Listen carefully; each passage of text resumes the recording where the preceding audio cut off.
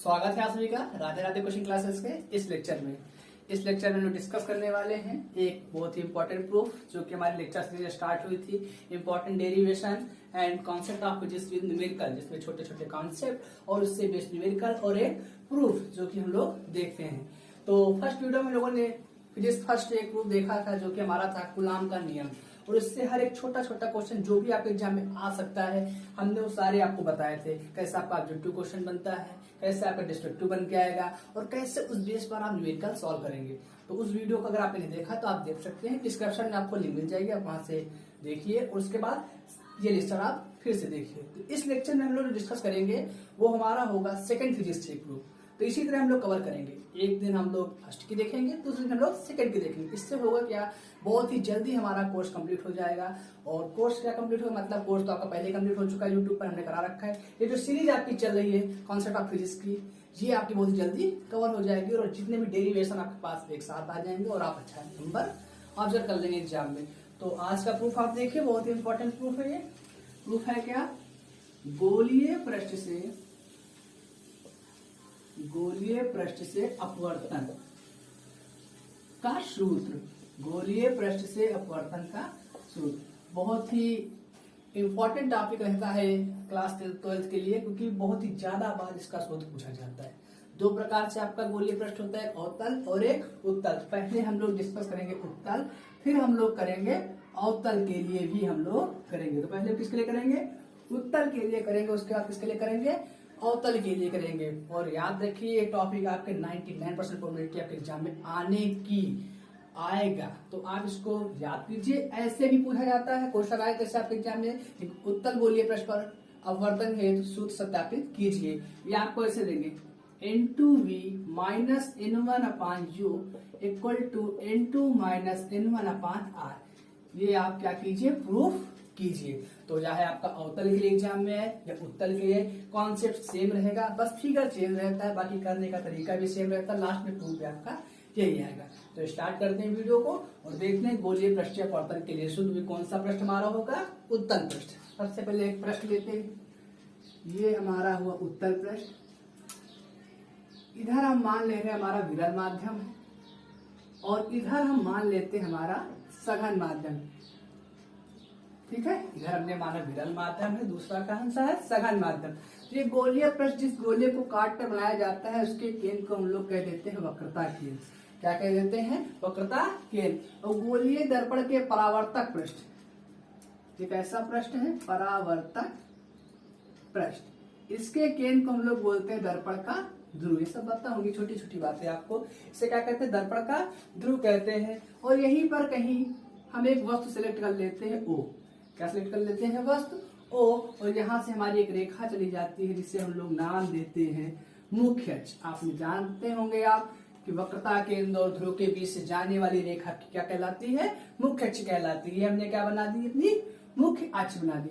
अब होता क्या है, अगर कोई वस्तु हमने यहाँ पे सिलेक्ट की है तो ये वस्तु अगर जा करके दर्पण से पड़ी, कहाँ पड़ी, आपके दर्पण से, और दर्पण से में कराना क्या है, अपवर्तन। तो आपको थोड़ा सा रिमाइंड कराते हैं कि अपवर्तन का नियम क्या होता है। तो आपने पढ़ रखा है, अगर कोई किरण सघन माध्यम से विरल माध्यम में जाती है तो वो अपने मार्ग से विचलित हो जाती है।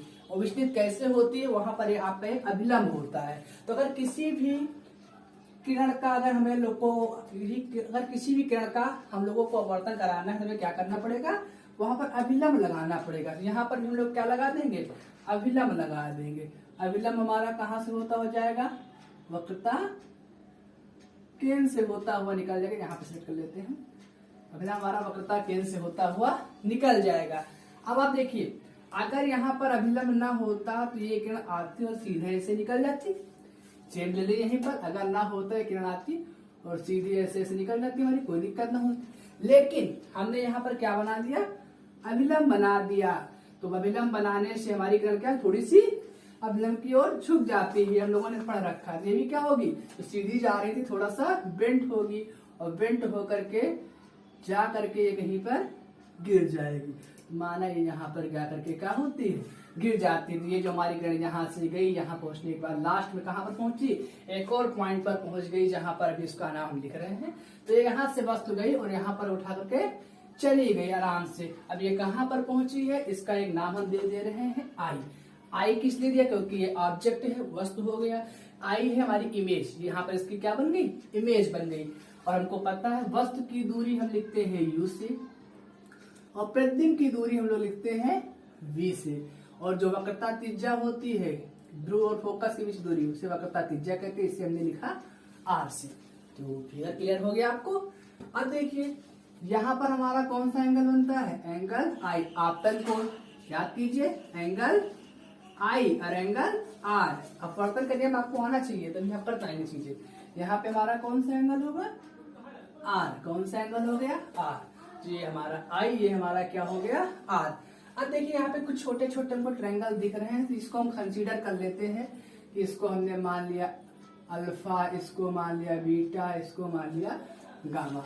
आप कुछ भी मान सकते हैं, अल्फा इधर, बीटा इधर, गामा उधर, कुछ भी मान सकते हैं, कोई दिक्कत नहीं है। तो हमने मान लिया इसे अल्फा, इसे बीटा, इसे गामा मान लिया, ठीक है। अब आगे देखिए जरा सा, यहाँ से एक अभिलंब हम डालते हैं, एक लंब डाल दिया हमने, इसे नाम दिया m, इसे नाम दे दिया n, इसे नाम दिया m, इसे नाम दे दिया n। इससे होगा क्या, ये अभिलंब जो डाला जाता है, आपका लंब जो डाला गया है, ये P के बहुत ही करीब डाला जाता है।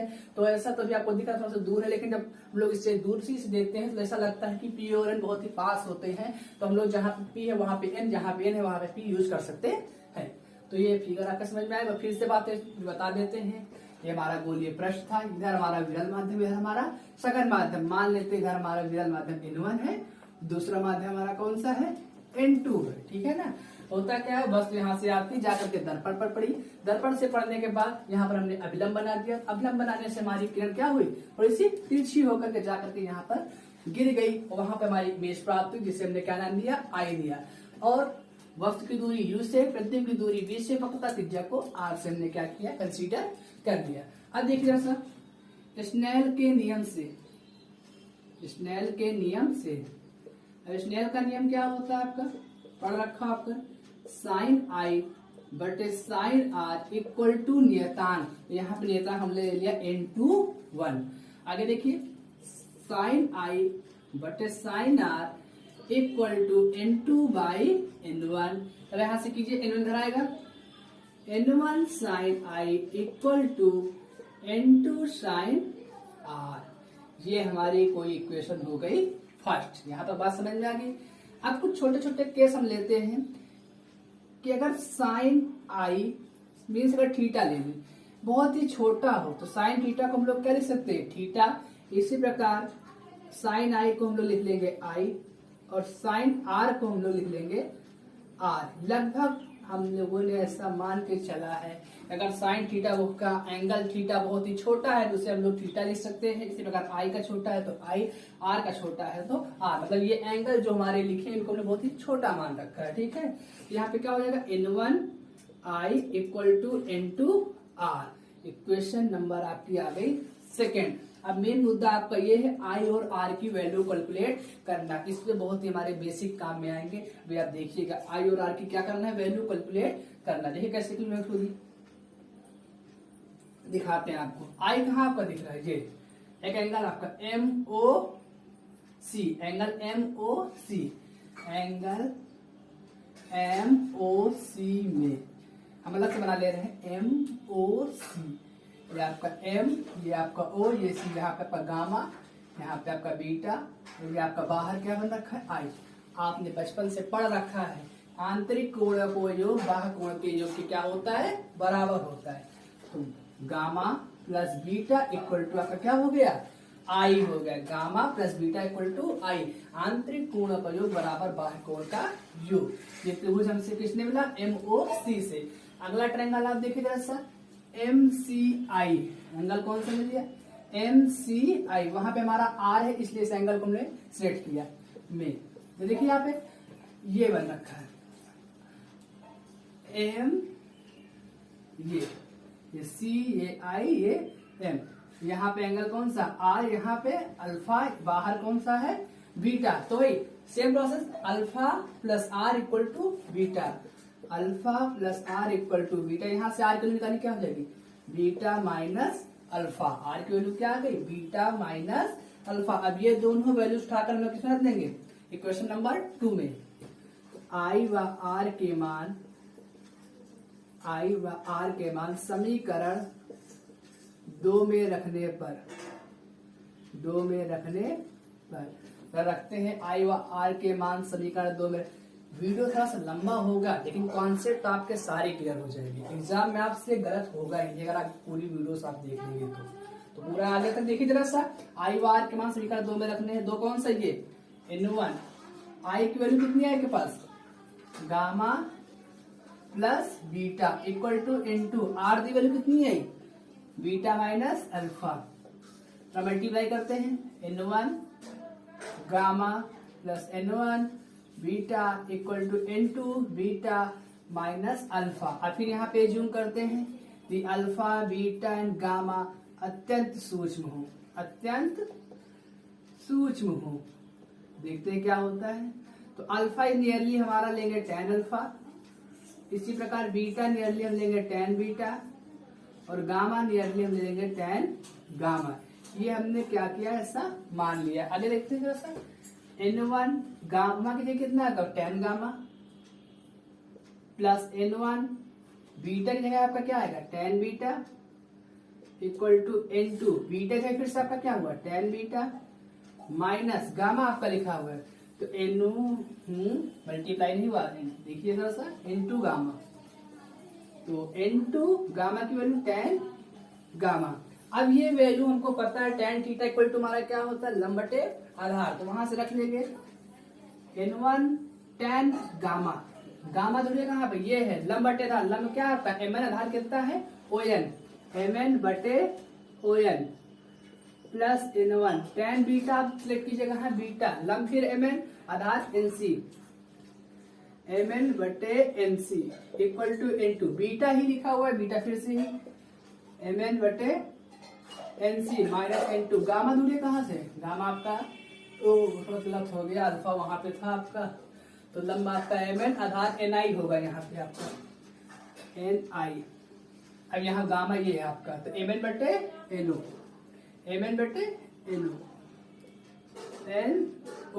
ठीक है ना। वाली बात तो समझ में आई ना। लंब बटे आधार गामा के लिए, लंब बटे आधार बीटा के लिए, लंब बटे आधार अल्फा के लिए। ठीक है ना। तो अल्फा की वैल्यू ये आपके पास लिखिए। अल्फा आपका कहाँ गया अल्फा लिख लीजिए। यहाँ पे आपका अल्फा था ना यहाँ पे अल्फा है आपका। तो अल्फा की वैल्यू क्या है ni। सबसे गलत फिर से हुआ फिर से वैल्यू पुट करते हैं आराम से करते हैं। यहाँ पे हमारा गामा है गामा हम mn बटे ON सही तो था हमारा mn बटे ON ठीक है। N2 लिखा है अल्फा वैल्यू रखनी है अल्फा की mn बटे ni सही है mn बटे ni ठीक है ना। आगे देखिए जरा सा mn इधर से कॉमन उधर से कॉमन mn हमारा क्या हो गया कट गया। कितना बचा N1 1/ON plus N1 1/NC equal to N2 1/NC minus N2 1/NI। अभी हमने आपको बताया N और P बहुत ही क्या होते हैं पास होते हैं। जहां पर N वहां पर हम लोग P आराम से लिख सकते हैं, जहां पर N वहां पर P लिख सकते हैं बहुत ही आराम से। इधर वाला आप स्क्रीनशॉट लीजिए, मैं मिटाने जा रहा हूँ। स्क्रीनशॉट लीजिए आप इसका।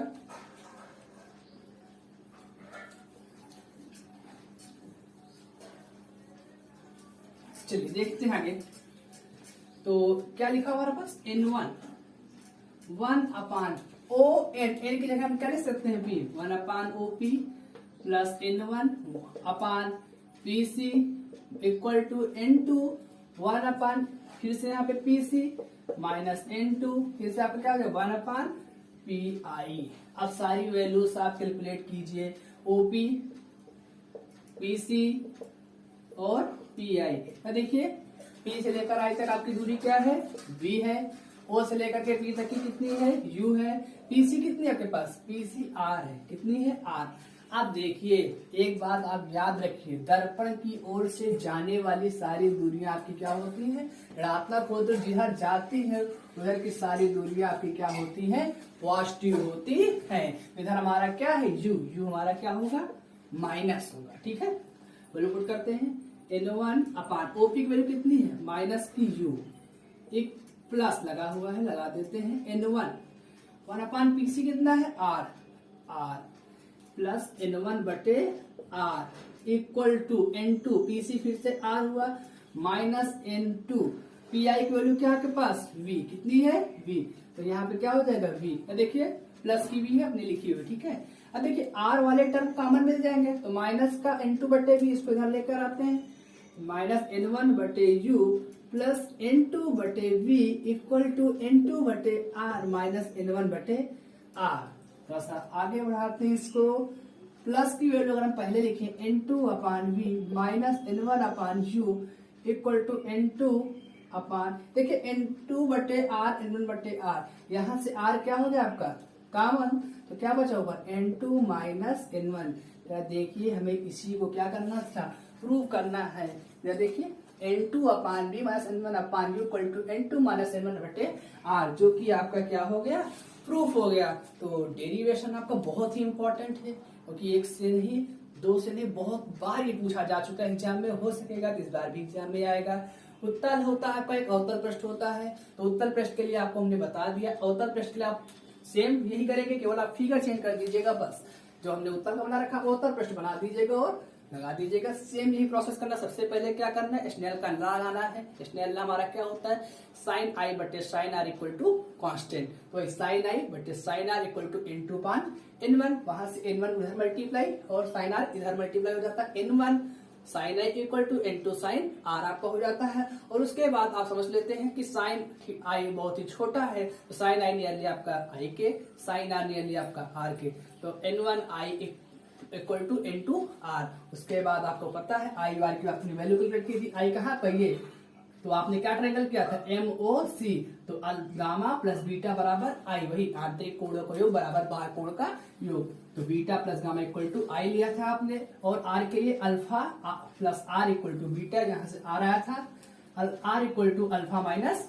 बीटा, ये देखिए तरह से उसका वैल्यू पुट किए थे आप, सेम यहाँ लिखा है N1 gamma plus beta into beta minus alpha, फिर आपने N1 का अंदर मल्टीप्लाई कर दिया, N2 का आपने अंदर मल्टीप्लाई किया, उसके बाद सपोज किया अल्फा बीटा गामा टैन सूक्ष्म हो, तो alpha nearly tan alpha, beta nearly tan beta, gamma nearly tan gamma. उसके बाद सारी वैल्यू उठाकर आपने इस इक्वेशन में पुट कर दी। उसके बाद टैन गामा आपका होता है लंबा टे आधार, लंबा आपका कितना रखा है mn, सबका लंबा आपका कितना है mn, क्योंकि लंबा आपने डाला था, तो mn आधार पहले के लिए क्या हो गया ON हमने लिख लिया। और उसके बाद बीटा लिखा हुआ, बीटा आपका ये है, PC है आपका लंब मतलब NC है, NC लिख लिया आपने, लंब आपका क्या है mn है। फिर N2 लिखा है, सेम वैल्यू बीटा की वही आ जाएगी फटाक से, फिर N2 लिखा हुआ है, अल्फा की वैल्यू आपके सामने देखिए, mn आधार कितना है ni लिखा हुआ है। अब आगे देखिए mn कॉमन लेकर के इधर से कॉमन कट आउट हो गया, आपके पास बचा क्या 1/ON plus N1 1/NC equal to N2 1/NC minus N2 1/Ni। आप समझते हैं N और P बहुत ही पास होते हैं, तो हमने N की जगह क्या यूज कर लिया, P यूज कर लिया। जहां N था हमारा क्या आ गया, P आ गया। उसके बाद दूरियां हमने मेजर कर ली और हमारा डेरिवेशन हो जाता है। तो ये डेरिवेशन आपका बहुत ही इंपॉर्टेंट है एग्जाम की दृष्टि से, इस डेरिवेशन को आप जरूर से जरूर तैयार कीजिए। याद रखिएगा अपवर्तन तभी होता है जब हमारे पास अभिलंब होता है, ये पॉइंट आपके दिमाग में याद रहना चाहिए। और छोटे छोटे कॉन्सेप्ट के अल्फा प्लस बीटा बराबर आंतरिक कोणों का योग बाहर कोणों का क्या होता है बराबर होता है, ये आपको पहले से पता था। तो इस वीडियो में इतना ही, मिलते हैं नेक्स्ट वीडियो में जहाँ इससे रिलेटेड हम लोग न्यूमेरिकल प्रॉब्लम्स डील करेंगे।